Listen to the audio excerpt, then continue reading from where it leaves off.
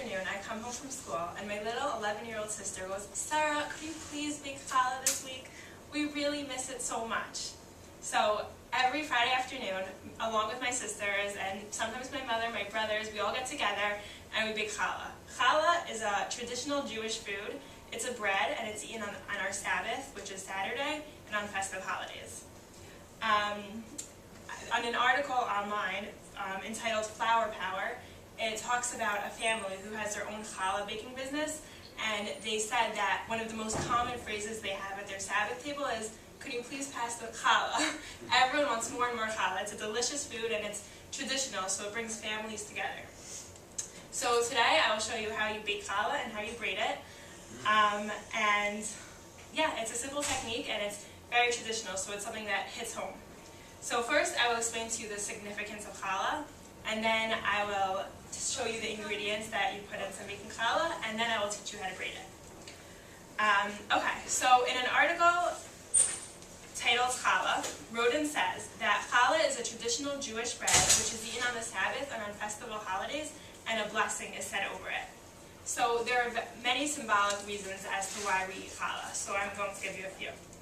The bread symbolizes the food that the children of Israel got from their exodus of Egypt. They were wandering in the desert for 40 years, and God gave them food that looked similar to bread. So this is in symbolic reference to that. Challah can be shaped in many different types of shapes. The most common form is a braid, which I will show you today. And the reason for that is that it looks like arms intertwined, symbolizing love of God. Another way that you can shape challah, as Kalea says in her article, is by doing it in flower shape for certain festive holidays, or in a round shape. There are many different ways, and any way is good. It's fun. Okay, so the significance is very important, and now I will show you what ingredients go into making it.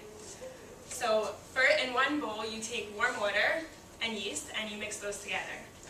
In another bowl, you take flour, sugar, salt, eggs, and oil, and you mix those together as well. After all that's done, you mix everything all together, and it's very important to let it sit and rise.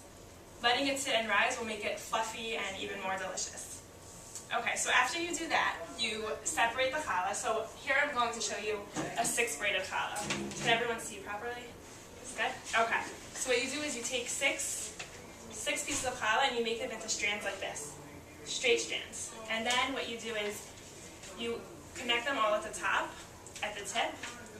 And so this is something I actually learned in high school. My high school teacher, she taught us a trick of braiding six braided challah, and I still remember it. And my little sisters, they learned it when they were 5, and they also remember it.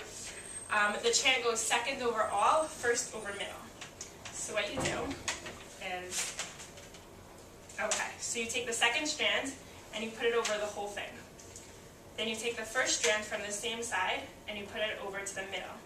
And then you do the same thing on the opposite side. Second strand over all, first over middle. And sometimes the dough gets sticky, so to make it less sticky, you put flour on it. And then the same thing over and over again. And it's really fun, and it's a great way for families to get together and do this fun thing before the Sabbath. Second over all, first over middle. Second over all, first over middle. Second over all, first over middle.